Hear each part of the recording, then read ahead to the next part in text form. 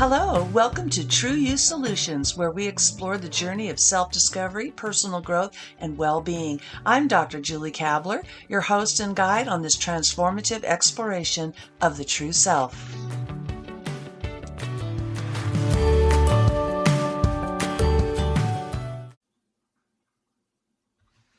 Hello, everybody. This is Julie, and I'm sorry I haven't been with you in a while, but for the last month I've been recovering from cataract surgery, and I haven't been able to see very well.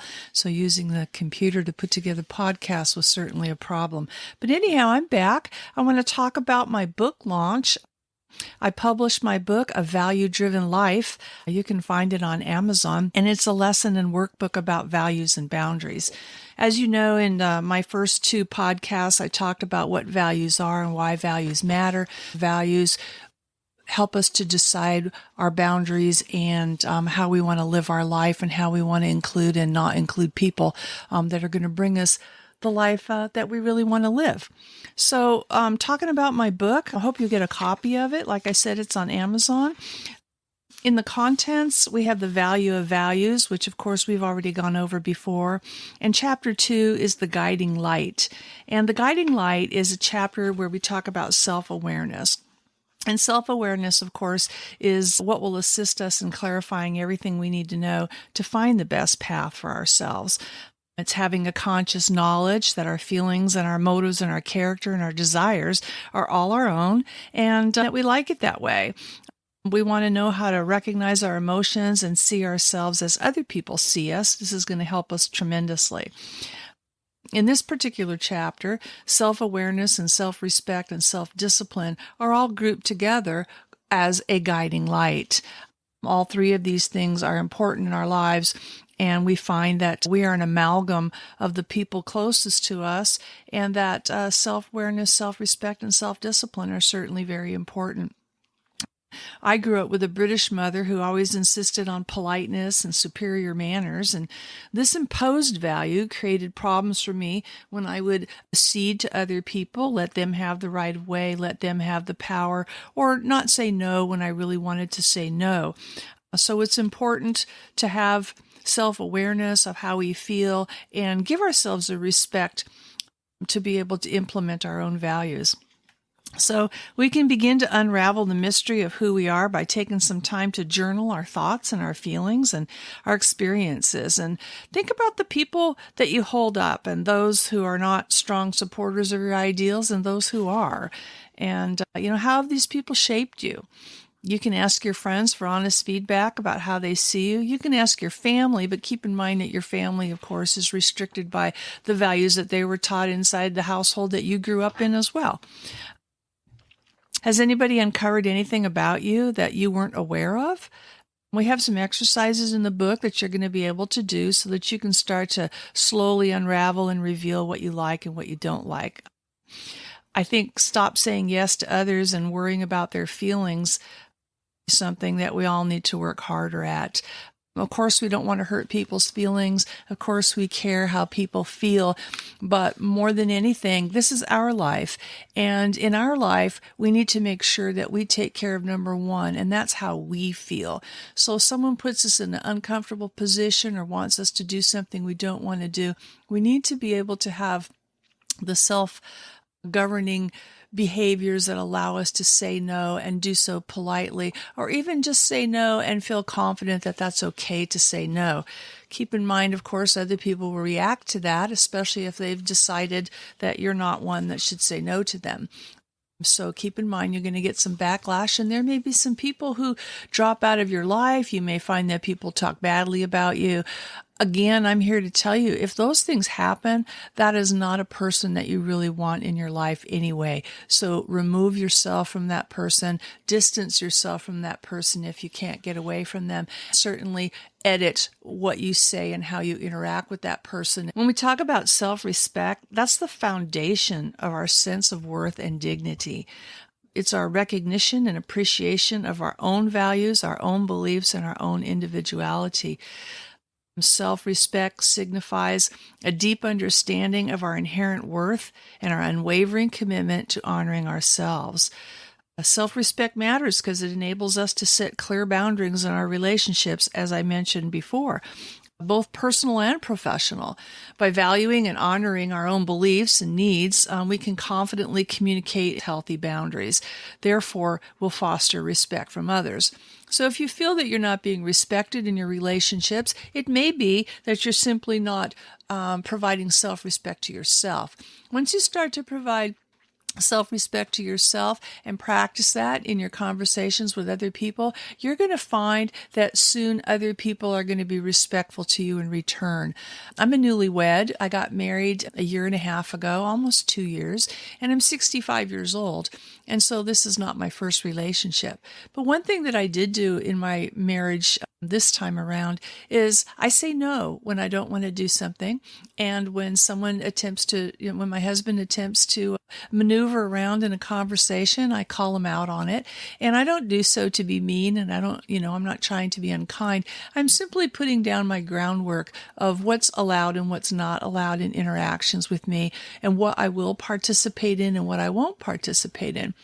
A lot of us grew up basically doing what I call flying by the seat of our pants, where we just get sucked into conversations and sucked into situations, and we're right in the middle of it when we suddenly realize, oh, this isn't what I wanted to discuss, or this isn't how I wanted to discuss something, or this isn't where I wanted to be.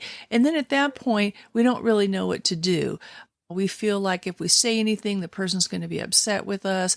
If we act according to our beliefs and our wants and our values, then we're going to be judged. And, yes, it's true. You are going to be judged, especially with people who don't understand self-discipline and self-respect. But again, I encourage you to go ahead and put your foot down and kindly state what you need and what you don't need, regardless. If you're in the middle of a situation that suddenly becomes uncomfortable, you need to be able to say that. You need to be able to say to the person, I'm not feeling comfortable in this situation anymore, and so I'm going to go ahead and go home now. Or I'm not comfortable in this situation anymore and where this project is going, so I'm going to go ahead and withdraw from the program, or withdraw from participating in this project or working on this with you. It's okay to do that. It's what we need. As you start to learn how to do that and stand up for yourself and set your limits with people, you're going to find that you're going to feel better about yourself. You're going to have great self-worth. You're going to be very clear on what your values are. You're going to be focused on your boundaries, and you're going to start to notice that the right people are going to come into your life. You're going to notice that the relationships that are appropriate for you and your values and your boundaries are suddenly going to stand out, and the ones that aren't are suddenly going to fade to the background. And it's okay. You're going to be happy. It's going to be good. It's something you need to do for your happiness. Self-respect is vital. It underpins our emotional and mental well-being. So by honoring and valuing yourself, you nurture a positive self-image and assertiveness, reducing susceptibility to insecurity and self-doubt. So self-respect will also slowly peel away the layers of insecurity that you've had about things, and it'll peel away the layers of self-doubt that you have about things. So I'm going to recommend certainly that you pay attention to self-worth. Without self-discipline, you can't achieve your goals. Self-discipline is the thread that weaves self-awareness and self-respect and the tapestry of your true self. It's going to enable you to string together your values and your boundaries in a way that lets you build the life that you love. By practicing self-discipline, you can cultivate the ability to overcome procrastination, distractions, and self-doubt. And so therefore, you can maintain your momentum and commitment to yourself. The last thing that we want to talk about is, what should we be focusing on? And so what I like to talk about after having discussed the main highlights of what our guiding light is to create values and boundaries and build the life that we love is to focus on things that are important. So we need to know our worth, recognize that you're valuable and lovable simply because you're you. And I want to repeat that you are valuable and lovable simply because you are you. Don't absorb negative perceptions. Be aware of not absorbing negative self-worth images that are given by others. Instead, work on building your positive self-image. Assess your values. Take time to assess and understand your personal values as they guide your thoughts and actions. Focus on what you value. Recognize the importance of assessing personal values in friendships, in your family relationships, and even in your community. Challenge your feelings of unworthiness. When you start to feel that you're unworthy and you have self-doubt and insecurities, question that. Examine this. Is this based on truth, or is it influenced by the lies that other people have perpetuated? Or is it influenced by stories that other people have made up about you? Or, as I like to say, the part that you're supposed to play in the production of the family life. What role have they given you? And when you deviate from that role, you're going to notice that they're going to get upset because you're not playing your role. But in this life, and it's your life, you get to choose the role that you're going to play. So you get to choose your character and your character's attributes, and you get to model your character in a way that makes sense to you, in a way that feels good to you, in a way that provides you with self-love. You want to celebrate your strengths, recognize and celebrate your personal strength and your personal qualities. I lived a life where not a lot of celebration ever occurred around any of my accomplishments. So when I was in ice skating, when I was younger and I was in a competition and I was told that, oh yeah, you did a great job. But that was really about all that ever happened. When I graduated from college and got my bachelor's degree, I was in my 40s, and there was no celebration, there was no party, there was no cake. I was pretty proud of myself. Then I went on to get my master's degree, and again, even with my master's degree, there was no celebration. And guess what? When I went to get my doctorate degree, and I got that. I think I was 63 years old when I got my doctorate degree in human services. And again, there wasn't a celebration and there wasn't a party. And so I'm going to say and suggest that whenever you have an accomplishment, make a special time to go out and celebrate these things, because the celebrations in your life are important. You need to remember what you've done, what you've accomplished. You need to pat yourself on the back, and you need to feel proud, and you need to be surrounded by people who are also proud of you. So please do that. When I published my book, A Value-Driven Life, again, you can get that on Amazon in 3 different formats. When I published this book, my husband took me out to a lovely restaurant in town. I had a fabulous meal, and we celebrated that I had written my first book, something I'd wanted to do for probably, 40, 50 years of my life. And finally, I got around to doing that. So here we are. Getting back to focusing on things, learn how to communicate your needs. I know sometimes it's really difficult to tell someone what we need, but if we don't tell people what we need, then we're not going to get what we need. And it's really quite simple. In sales, they say that, you always want to be happy when people say no, because after about 10 no's, you're going to get a yes. So therefore, the first 9 no's, they're excited about because they know the yes is coming. The same thing kind of works in relationships with people, in our intimate relationships. People don't know what we need, and it's pretty much going to be that if we don't tell them what we need, we're probably not ever going to get what we need. People aren't mind readers. People don't have the same values as us. They don't have the same upbringing as us. They don't have the same definition of words and situations that you have based on your experiences and your upbringing. So tell people what you need. Another big one is pursue your dreams. Imagine and strive for your heart's desire, and believe in your ability to achieve it. If you have a dream and you have something you want to do, stay focused. Keep it in mind. You don't have to race and get it all done in one day, 1 week, or even 1 year, but keep it on the table. Every day, chip at it a little bit away. I'm working on writing a novel, and 42 years ago, I sat in an apartment when I was just 23 years old with my husband and started typing a story that I had made up in my mind. And I typed and typed and typed, and he got so mad at me that one night he told me that he was going to throw my typewriter off the balcony if I didn't stop typing in the middle of the night. So I had to abstain from staying up late and typing, which is really troublesome for a writer because we tend to do our best work at night when we're uninterrupted and everything else is quiet.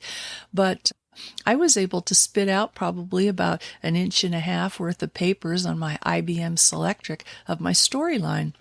And I carried that around with me everywhere. I've had it for 42 years, and I finally forgot it when I moved and was divorced from my husband and left it in a file somewhere, and I no longer have access to it. However, I have the story in my mind. I know my characters. I know what goes on. And so recently, I was telling a friend about this book, this novel that I'm going to write. It's a historical romance. And she encouraged me. She said, "That's a fabulous story and you need to write that." And then I kind of chuckled and I said, "Yeah, I probably should before somebody else does." And we laughed because what we basically were implying is that the ex-husband who has possession of my transcript might get somebody else to put that story out there. So I started writing a historical romance book, and I'm probably going to take about 9 months to a year to get it done. Fiction is a lot harder for me. We have to write dialogue. We have to build emotion into sentences in structures that I don't normally use as I speak. I'm definitely more of a nonfiction girl when I'm talking, so it's a little more difficult for me, but it's my dream, and I'm going to pursue that dream. And every day I take a little bit of time, whether it's studying the history of the countries that are involved in my story, or whether it's thinking about my characters and places that they've been and what their thoughts are and how they're going to move through this book. Every day I spend time on that, and it's something I'm very excited about doing. You want to practice self-compassion. So when you don't get something done, or you didn't work on something that's your dream, treat yourself with compassion and kindness. This too shall pass. Some days we're not in the mood, and sometimes that mood can go on for a while. Sometimes we get stuck. It's okay. It's not the end of the world, and it's not how life is going to continue to be. You want to engage in activities that bring you joy. Find something that you like to do in your daily routine, or find something you like to do once a week that you can commit to. For me, I have a tendency to like a lot of varied things, but the problem that I have is that I also am compassionate and understanding about participating in group activities where other people might be let down if I were to stop participating after a while. I have a tendency to enjoy things for a while, and then I'm not so much interested in them anymore. The only one thing that I do like to do on a regular basis is I love to play tennis, and so I go every week and I play tennis. I take a tennis lesson, and I get to play there, and hopefully I get to play some games with people around and outside of those lessons. But at the very least, I do go play tennis every week. And that's basically the one thing that I can commit to that never seems to waver where I don't want to do it anymore. So find something that you like to do. Be grateful. Be grateful for what you have, and be grateful for the world that you've created. And again, we want to make sure that you understand that you are creating your world. So if there's things in your life and things in your day that you're not happy with, then find out what your values are and how those things are rubbing wrong against your values, and start to change those or implement changes that are going to bring your values about. And pretty soon you're going to find that you're happier. I don't live in a fancy house. I don't have a big fancy car and a big fancy income. But what I do have is I have peace of mind. And I have peace of mind because I have found a way to work. Even though I'm retired, I do some work, and that provides me with satisfaction. I provide myself with opportunities to interact with other people on a basis that's comfortable for me. So about once a week, I like to go out to lunch with a girlfriend in town and enjoy their company. I have a fabulous family, so anytime there's weddings or birthdays or anniversaries or holidays, our family all gets together, and gosh, there's probably 72 family members that live in this small town, and we all enjoy each other's company. Of course, all 72 of us can't get together at the same time, but usually we can get about 35 to 40 of us going. So it's a lot of fun. I married into a fabulous family of lovely people, and I love them dearly. So be grateful and enjoy in activities that you enjoy. And then don't forget to implement your boundaries. Clearly, again, we talked about that just a moment ago. You have to have boundaries in order to build the life that you love. You can't just allow people to come all willy-nilly walking inside your world, disrupting and knocking over the potted plants. So think about what your boundaries are and start bringing people into your world that abide by these boundaries and start moving away from and backing up away from people who aren't abiding by these boundaries that are important to you. There's a worksheet in my book for every chapter that we talk about. So this chapter, which was the guiding light, has a worksheet in it where we talk about reflecting on our character. We talk about early life stories and write down, experiences from our early life and how those have shaped us. There's questions about self-respect and creating a haven for yourself and finding joy in your life. Discipline, I want to talk about, you can journal about self-discipline in a recent time when you exercised and how that made you feel. Handling setbacks, we scribble about that. Setting goals, what steps, long-term goals and short-term goals. You can write out the steps that you have for those, and then you can journal about self-awareness. My book also has 31 pages in the back, one page for one day of a 31-day month, where you can keep a journal. Journaling might really help bring about some things that are important to you, especially if you're journaling about disappointments and also excitements and also boredom. You're going to find out, well, why is this so boring? And then as you delve into that a little further, you're going to find the value that goes along with that, and that works with negative and positive experience as well. Every chapter has a section called reflection. And so these are questions that we ask ourselves about the values that we just discussed. So, for example, on the guiding light, what does self-awareness mean to you, and how do you practice it in daily life? How do you cultivate self-respect and honor yourself with dignity in your personal day-to-day routines? How does self-discipline play a role in achieving your goals? How do you create a haven for yourself at home? How have early life experiences shaped your self-awareness and character? How have your past relationships impacted your values on romantic relationships? What are some strategies you use to avoid temptation and maintain self-discipline? How do you practice forgiveness and self-compassion when you experience setbacks or fall short of your goals? Those are the things they're going to reflect on at the end of chapter 2. We have 7 chapters in this book, so today's podcast was about that. I hope you have a fabulous week. If you need to reach me, you can certainly email me at drjuliekabler@gmail.com. Be happy to hear what you have to say, and I will get back to you. So until then, I hope you have a fabulous week, and stay focused on you. Well, that's all we have for today, folks. I want to thank you for listening. If you have any comments or questions, you can send those to me at drjuliekabler@gmail.com. Additionally, we have a website. It's www.trueyou.solutions. You can go there and check out any podcasts you might have missed in the past and keep up to date with what's going on with us. I hope you have a fabulous day, and we'll see you next week. Bye-bye.